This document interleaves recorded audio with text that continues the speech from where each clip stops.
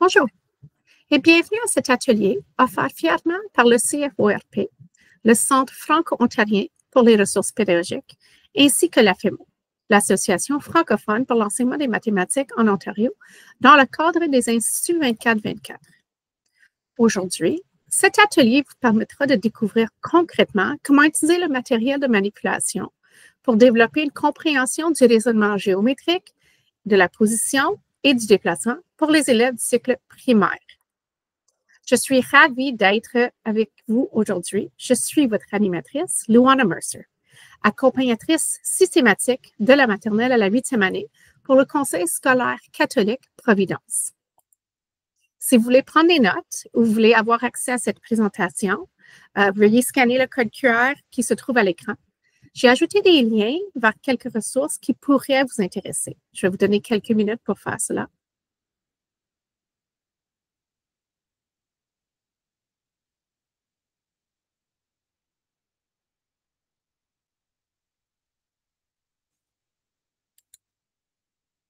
Tout au long de la présentation, vous remarquerez que je ferai des liens vers le programme cadre de mathématiques en Ontario, le guide de l'enseignement efficace des mathématiques, ainsi que la ressource En avant les maths.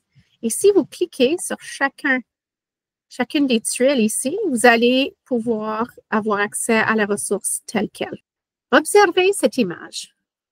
Quelles questions vous posez-vous? Qu'est-ce que vous observez? On voit des personnes qui essaient de pacter une auto. Je pense que c'est quand même une situation qui nous arrive assez souvent. Ils ont un coffre sur le toit du véhicule, ainsi que la valise en arrière du véhicule. C'est un problème qui nous arrive dans la vie quotidienne. Mais comment est-ce que le raisonnement géométrique peut être utile dans ces situations? Bien, notre connaissance de la géométrie nous est fort utile pour agencer tous ces bagages.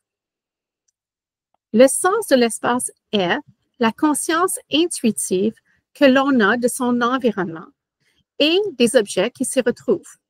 Ça nous permet de résoudre des problèmes au quotidien, comme essayer de tout mettre dans la valise de l'auto. Regardons maintenant le programme cadre. Le programme cadre est conçu de façon échafaudée. Chaque niveau se bâtit sur le précédent. En première année, on classe les solides et les figures planes selon un attribut à la fois. En deuxième, on classe les figures planes en comparant le nombre et ou la longueur des côtés, les angles et les nombres d'axes. En troisième année, on classe et identifie certains solides selon leurs propriétés, face, sommet, etc. Ensuite, on construit et décompose les figures géométriques. Alors, en première, on va construire des solides et décrire des figures planes qui les composent. En deuxième, on va composer et décomposer des figures planes pour montrer que l'air reste constante. Finalement, en troisième année, on va composer et décomposer des structures pour reconnaître les solides et les figures planes qui s'y retrouvent. Puis, nous allons vers la symétrie et la congruence. En première, on discute des formes géométriques symétriques. En deuxième, on voit les longueurs et les angles congrus, ainsi que les figures planes congruentes. On boucle en troisième avec la congruence des solides, les longueurs, les angles et les faces. Alors, j'aimerais maintenant vous proposer quelques situations d'apprentissage. Ces situations d'apprentissage sont proposées par la ressource En avant les maths et dans le guide d'enseignement efficace de mathématiques. Elles amènent les apprenants à concrétiser leur connaissance du raisonnement géométrique et de la position et du déplacement. Donc, vous allez voir ici, il y a les liens vers les ressources telles quelles. Donc, en bas, là, si vous cliquez, ça va vous amener directement vers l'activité. Alors, l'activité de première année s'intitule « Des travaux à la ferme de Mme Zapata ». L'élève doit planifier la construction de 2 bâtiments pour les animaux de la ferme et une nouvelle zone pour le potager. Cette situation d'apprentissage porte principalement sur le raisonnement géométrique. En deuxième année, la situation Situe-moi propose une intégration du raisonnement géométrique avec la position et le déplacement. Les élèves doivent situer des objets en donnant les positions et doivent être capables d'identifier les figures planes. Un train solide est proposé pour les élèves de troisième année. Ils doivent construire des trains pour comparer des solides. trouver leurs propriétés et les classer selon les propriétés de la famille. Par exemple, on regroupe les cylindres parce qu'ils ont une surface ronde et non parce qu'ils roulent. Tandis qu'en première, on pourrait parler de rouler. On va aller un peu plus loin en troisième année. Alors, le matériel de manipulation nous permet de visualiser des concepts. Donc, on part du concret, puis on s'en va vers l'abstrait. Ça amène un engagement actif de l'élève. L'élève pense qu'il joue, donc le facteur ludique est là. Ça donne un accès à tous nos élèves et ce qui rend la différenciation faisable. L'organisation des pensées et des idées se fait avec le matériel de manipulation et on peut visualiser la pensée de l'élève. Donc, la pensée devient visible pour les enfants et pour l'enseignant, qu'est-ce que l'enfant pense. Ça aide avec la motricité fine. Ça va aider les enfants aussi à faire des résolutions de problèmes, à amener les enfants à converser, donc à utiliser le vocabulaire. Et ça va nous permettre d'avoir de la documentation, alors les preuves d'apprentissage. Afin de pouvoir réaliser les situations précédentes, donc la ferme de Mme Zapata, Situe-moi et un train solide, soit avant ou pendant la situation d'apprentissage, les élèves vont devoir se familiariser avec le matériel de manipulation. Ce matériel leur permettra de résoudre le problème en visualisant, en raisonnant et en communiquant. Donc maintenant, je vais vous proposer des activités tirées du programme cadre et du guide d'enseignement efficace que vous pourrez entamer avec vos élèves pour qu'ils soient prêts à résoudre les situations que vous leur proposerez. Pour cette première activité, nous utilisons les blocs mosaïques ainsi que les solides. Avant de commencer, une petite mise en garde. Laissez les élèves explorer le matériel, car les élèves, ce sont des êtres de nature curieux et créatifs. Il est aussi primordial de faire un enseignement explicite de l'utilisation de chaque matériel de manipulation avant d'entamer les activités dirigées ou des leçons, afin de s'assurer tout d'abord la sécurité ainsi qu'une utilisation efficace du matériel. Alors, débutons les activités. La première activité s'appelle « Devine l'attribut » ou le classement. Alors, en première année, on offre aux élèves des solides et on leur demande de les classer par un attribut. Un attribut est reflété par une seule caractéristique qui peut changer. Par exemple, une couleur ou l'épaisseur. Donc, les élèves vont regarder. Ils vont choisir. Moi, je vais choisir ceci, ceci.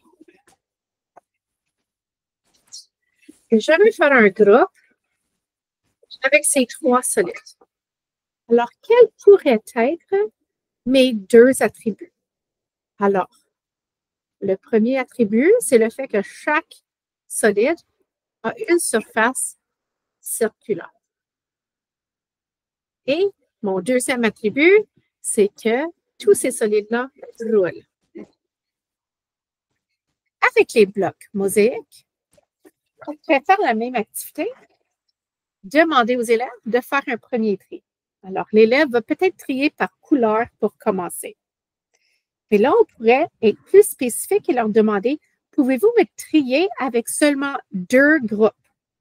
Donc, en faisant cela, l'élève va devoir regarder et essayer de voir qu'est-ce que les formes ont en commun. Donc, l'élève pourrait peut-être faire un tri comme ceci en mettant toutes les formes de 4 côtés ensemble.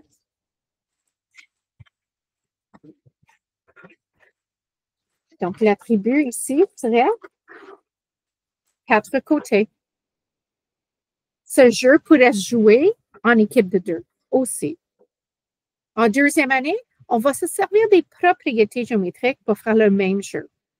Donc, en deuxième, ça sera que les blocs mosaïques qu'on va utiliser. Une propriété, c'est un attribut qui reste inchangé pour une classe de forme. Donc, on va regarder ici. Si on reprend peut-être le premier groupe qui a été fait par les élèves de première, on a 4 côtés. Est-ce qu'on pourrait peut-être être plus spécifique en disant peut-être qu'on a 4 côtés congrus? Donc ici, la propriété serait 4 côtés congrus. On pourrait amener l'élève à aller plus loin et peut-être qu'on pourrait parler des angles droits. Donc là, l'élève va faire un deuxième tri, puis il ferait ce groupe ici. Alors, 4 côtés congrus et 4 angles droits. Comme en première, ce jeu pourrait se jouer en diade par la suite. En troisième année, on va parler des solides et on va peut-être faire un classement par le nombre d'arêtes ou peut-être le nombre de sommets. On pourrait également donner un solide en cachette à un élève et lui demander de le décrire afin de le faire deviner par ses pairs. J'ai 5 sommets, 8 arêtes, toutes mes faces sont plates, j'ai 4 faces triangulaires et une face carrée. Qui suis-je? Alors, le fait qu'on a dit 4 faces plates, alors ça va tout de suite éliminer nos cylindres et notre cône. Les élèves auront à trouver les solides qui ont des faces triangulaires, ce qui élimine nos prismes à base hexagonale, à base rectangulaire, à base carrée, et on est laissé avec ceci. Maintenant, ça dit que j'ai 5 sommets, 8 arêtes et 4 faces triangulaires, une face carrée.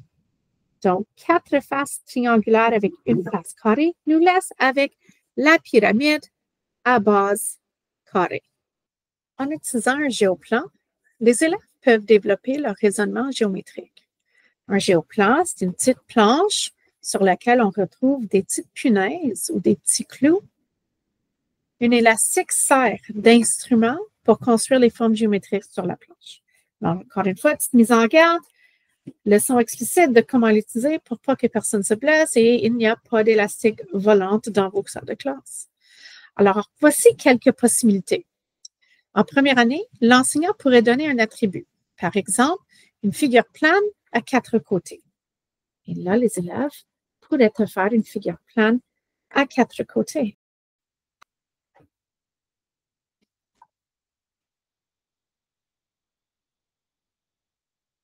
Pour les élèves de deuxième année, l'enseignant donnerait des propriétés géométriques d'une figure plane.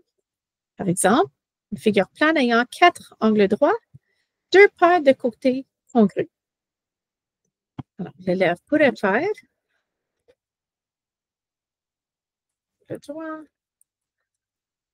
2 côtés congrus. Un autre jeu serait que l'enseignant ferait une figure plane sur son géoplan.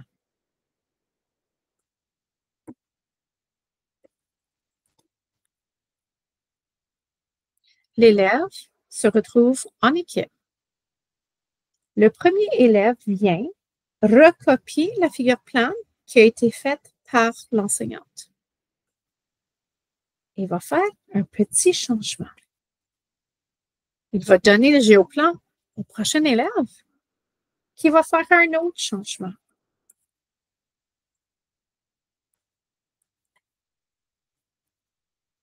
Et si on est en trio, donne la planche à la troisième personne et cette personne va faire un changement. Ensuite, on compare ce que les élèves ont créé avec ce que l'enseignante avait. Donc, en premier, on avait un carré. Maintenant, on a quand même 4 côtés. J'ai quand même 2 angles droits, comme j'avais dans mon carré. Mais maintenant, j'ai comme un côté qui est en diagonale. Donc, c'est toujours un quadrilatère, mais ce n'est plus le carré. Un lien vers le programme cadre de français pourrait se faire en deuxième et en troisième année. Les élèves pourraient écrire des devinettes pour que les camarades de classe les représentent sur le géoplan. Donc, en troisième année, on pourrait dire quelque chose comme ceci, une petite devinette. Je suis une pyramide. J'ai 4 faces triangulaires. Peux-tu me représenter sur le géoplan? Alors, c'est important de faire comprendre à l'élève que lorsqu'il fait sa pyramide, que les 4 faces de la pyramide sont congruentes et que la base soit de la même grandeur que tes faces. Donc, ici, on a 3, donc 3 encore. Le programme cadre de mathématiques demande à ce que les élèves construisent, composent et décomposent des figures géométriques. Des matériels de manipulation qui appuient cela sont la pâte à modeler avec des bâtons ou des pailles ou même des cure-dents, ainsi que les pailles et les connecteurs que vous voyez dans la diapositive. Si votre école dispose d'un carrefour d'innovation, les Make-Do, ce sont les punaises bleues sur la diapositive, avec du carton, sont un outil low-tech dont vous pourriez vous servir. En première année, les activités consistent à créer des figures planes et des solides, toutes en les nommant. On pourrait aussi utiliser le matériel de Magnetics pour faire cela. Donc, on a les bâtonnets et nous avons les boules qui représentent les sommets et les arêtes des solides. Donc, un élève de première pourrait se servir de ce matériel pour créer une pyramide. L'élève de première pourrait également construire une figure plane comme ce rectangle ici en utilisant la pâte à modeler et les bâtons de popsicle. L'axe de symétrie est une propriété des figures planes en deuxième année.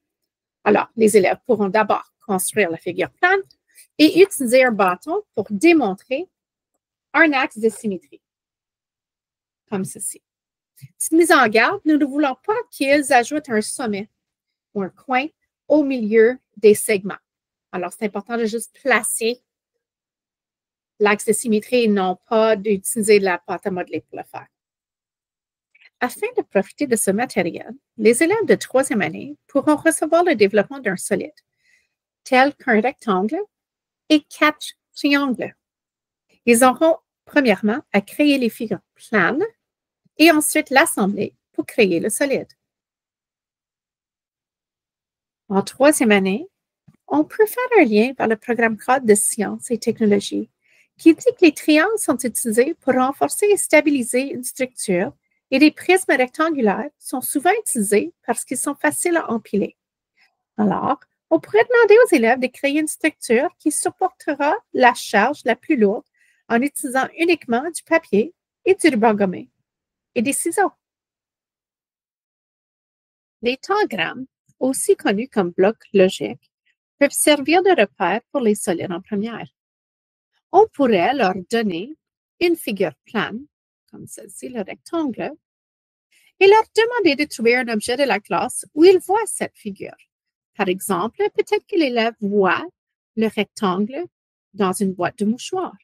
Peut-être qu'il voit le rectangle dans un livre. Ça serait important de faire remarquer que ces objets sont à 3 dimensions. Donc, lorsqu'on trouve une figure plane dans un solide, on l'appelle une face. Donc, ici, le livre a une face rectangulaire. En deuxième année, les élèves doivent composer et décomposer des figures géométriques.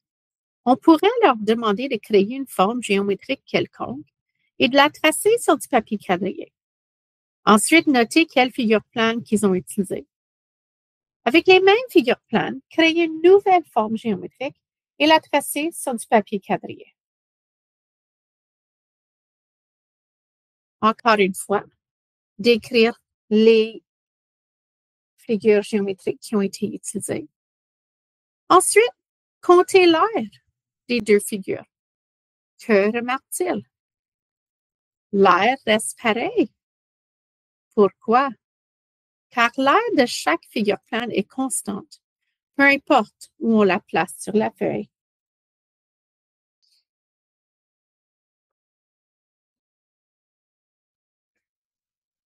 On pourrait travailler à rebours avec les élèves de troisième année en leur proposant un solide.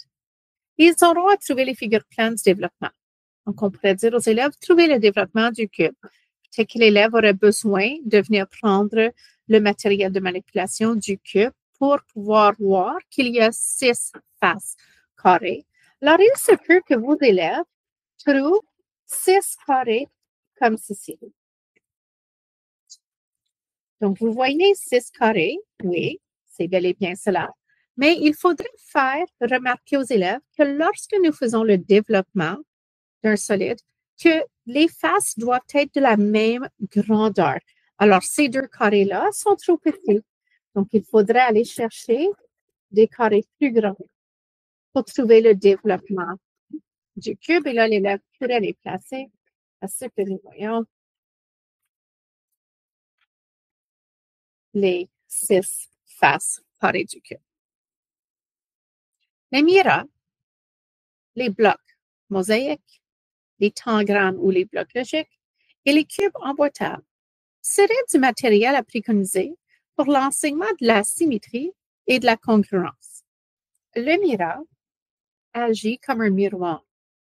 Si je place des cubes emboîtables de un côté et que je regarde dans le miroir, je vois la réflexion de ces cubes emboîtables. Alors, je peux les créer de l'autre côté avec mes cubes emboîtables et j'aurai deux formes congruentes. En première année, les élèves pourraient créer des figures planes symétriques. Donc, en premier, dessiner, comme ici, un rectangle. En regardant dans le miroir, je vois la réflexion et ensuite, je dessine la réflexion ici et donc mes deux figures sont congruentes. En deuxième année, les élèves doivent trouver et comparer des longueurs et des angles congrus, ainsi que des figures planes congruentes. Afin de ne pas mélanger les élèves, ça serait important d'utiliser les blocs mosaïques pour cette activité. Dans le programme cadre, on propose une activité de pentomino afin de découvrir que les figures planes symétriques sont congruentes. Un pentomino est une figure plane formée de 5 carrés congruents, reliés les uns aux autres par au moins un côté. Donc, je les ai déjà tracés ici. L'activité se joue ainsi. Demandez aux élèves de former des diades pour dessiner tous les différents pentominos sur du papier quadrillé. Dites-leur qu'il en existe 12.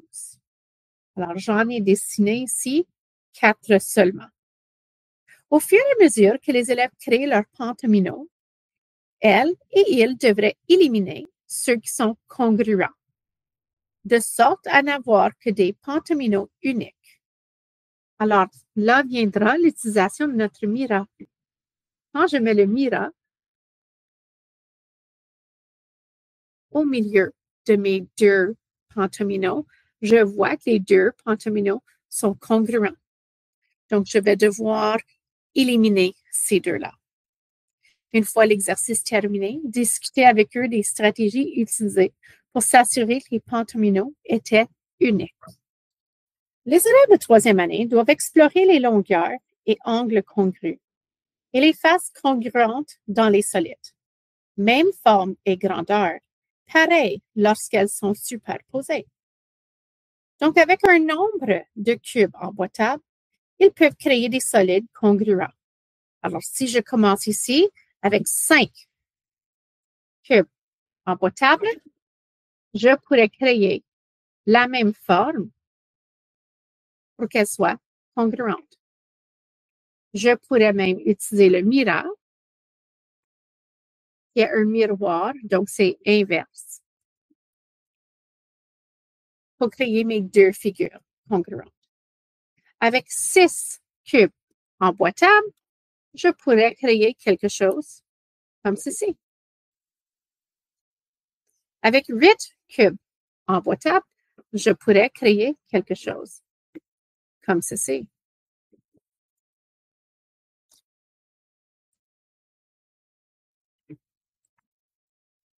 La partie position et déplacement du programme cadre demande aux élèves de première année de décrire l'emplacement relatif d'un objet et de donner des directives. En deuxième, ils vont créer et interpréter des cartes simples et décrire la position d'un objet pour ensuite donner les directives pour s'y rendre. Finalement, en troisième, l'élève doit donner et suivre des directives à étapes multiples ayant des demi et quarts de tour. En avant les maths, propose une situation d'apprentissage pour chaque niveau pour la position et le déplacement. Vous allez retrouver les liens en bas de chaque image. Une partie de cache-cache dans la forêt amène l'élève de première année à produire un événement séquentiel pour simuler une partie de cache-cache, tout en donnant et en suivant des directives pour se déplacer.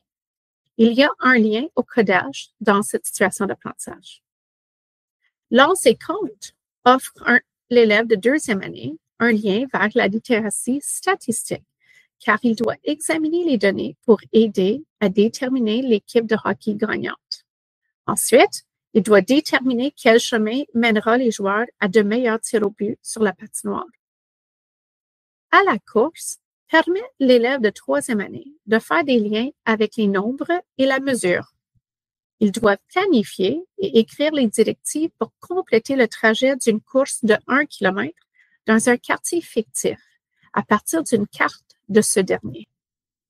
Les situations d'apprentissage touchent la vie quotidienne des élèves. La position et le déplacement sont étroitement liés au codage. Le guide d'enseignement efficace de codage offre aussi une situation d'apprentissage, mais celle-ci, elle est branchée pour chaque niveau. Et si vous cliquez sur l'image, ça va vous amener vers la ressource. Il y a quelques outils technologiques qui permettent aux élèves d'atteindre les contenus de position et de déplacement. Ces outils sont considérés comme une entrée de base ou ce qu'on appelle low-tech. Les petits robots Bebot, Ozobot et Dash offrent aux élèves l'occasion de manipuler les contenus de position et de déplacement ainsi que les contenus de codage, alors modifier des codes. Les Bebot peuvent être programmés pour aller vers ce qui est représenté sur une carte ou un quadrillage. Les Ozobot peuvent être codés pour suivre un trajet d'un terrain de jeu, par exemple, créé avec des Legos. Les élèves pourraient créer les directives pour se rendre à un certain endroit dans un certain temps. On pourrait même avoir des compétitions à voir quel code est le plus efficace. Les Dash sont utilisés plutôt en deuxième et en montant. On peut faire des liens avec le programme cadre d'études sociales en deuxième et troisième année. Lire des points cardinaux pour situer des communautés, des pays, des continents et décrire le relief de l'Ontario. Ils peuvent être codés pour suivre des directives créées par les élèves en utilisant le vocabulaire de la position et du déplacement. Une grille quadrillée servirait comme matériel de manipulation la plus puissante pour la position et le déplacement. On voit plusieurs exemples de quadrillage ici et sur les planchers de nos écoles. Sur une grande feuille, ça peut être créé par des élèves avec des mètres ou des bâtons. Si vous allez vous créer une grille par terre, le ruban masqué de peinture est ce qui est recommandé, ça s'enlève facilement. On peut ajouter une horloge en troisième année pour comprendre les tours dans le sens des aiguilles d'une montre, donc le sens horaire, ou le sens inverse des aiguilles d'une montre, le sens anti-horaire, ainsi que ce qu'est un demi-tour et un quart de tour. Alors, sens des aiguilles d'une montre, donc le sens horaire, sens inverse des aiguilles d'une montre, sens anti-horaire. Si je commence à 12, j'ai un quart de tour avec la flèche bleue et un demi-tour avec la flèche bleue. Petite mise en garde, lorsque vous allez travailler la position et le déplacement avec une grille de quadrillage, il faudrait s'assurer que tous les élèves ont la même vue du quadrillage. En regardant cet exemple de quadrillage, on pourrait demander aux élèves d'expliquer comment se rendre du cylindre jaune jusqu'au cube rouge sans être proche du cube bleu. Les élèves pourraient manipuler l'objet afin de savoir ce qu'ils feront et expliquer leur déplacement. Une activité en deuxième année serait de comprendre l'importance d'une grille avec des coordonnées. Donc, on pourrait créer une grille comme ce que vous voyez devant vous, sans les lettres ni les nombres. Et on pourrait placer les objets un peu partout sur la grille, mais pas proches l'une de l'autre. On pourrait demander aux élèves de les situer. Ensuite, on pourrait présenter un quadrillage semblable avec les coordonnées et dire C1. Demandez aux élèves ce qui se trouve. Ah, c'est l'ourson qui se trouve à C1. Comment pourrait-on se rendre du cerceau rouge à D4 sans toucher d'autres peluches? Alors, l'élève pourrait répondre, on peut avancer de 3, tourner à droite, avancer de 2, tourner à gauche, avancer de 1, tourner à droite et avancer de 1. Ou bien, on pourrait avancer de 3, tourner à droite, avancer de 3, tourner à gauche et avancer de 1. Les deux trajets amènent l'élève à D4 sans toucher d'autres toutous. Avec un quadrillage semblable en troisième année, on pourrait faire des déplacements en utilisant l'élève comme modèle, ainsi que des objets en 3 dimensions. Les personnages que nous voyons dans le quadrillage pourraient fonctionner en première ou en deuxième année, mais puisque les élèves de troisième doivent apprendre les demi et quarts de tour, des objets en 2 dimensions rendent l'apprentissage un peu plus abstrait. Donc, voici un trajet possible. Avance 2 pas vers la droite. Faire quart de tour dans le sens anti-horaire ou le sens inverse des aiguilles d'une montre. Avance de 3 pas vers le haut. Fais un demi-tour dans le sens des aiguilles d'une montre ou sens horaire. Ceci conclut notre atelier pour aujourd'hui. Je vous remercie de vous être joints à moi pour cet atelier des Instituts 24-24. Le lien, encore une fois, de la présentation se trouve où est le code QR si vous l'avez manqué au début de la présentation. Je vous partage également mes coordonnées si jamais vous avez des questions par rapport à cet atelier ou à autre chose. La FEMO, l'Association francophone pour l'enseignement des mathématiques, organise des rencontres et offre des ressources pour soutenir l'enseignement des mathématiques à l'élémentaire et au secondaire en Ontario. La membriété vous permet d'assister aux mini-conférences virtuelles, d'avoir accès à des ressources exclusives et de réseauter avec des experts francophones sur les mathématiques et les stratégies efficaces pour soutenir l'apprentissage des élèves. La FEMO vous invite à les suivre sur les médias sociaux, Facebook, Instagram et leur site Web. J'espère que cet atelier vous a appuyé avec l'utilisation du matériel de manipulation dans le raisonnement géométrique et la position et les déplacements, et que ces activités amèneront une meilleure compréhension des concepts, ainsi que susciteront l'engagement de vos élèves. Merci encore de ma part et de la part de la FEMO et du CFORP. Bonne journée à vous tous.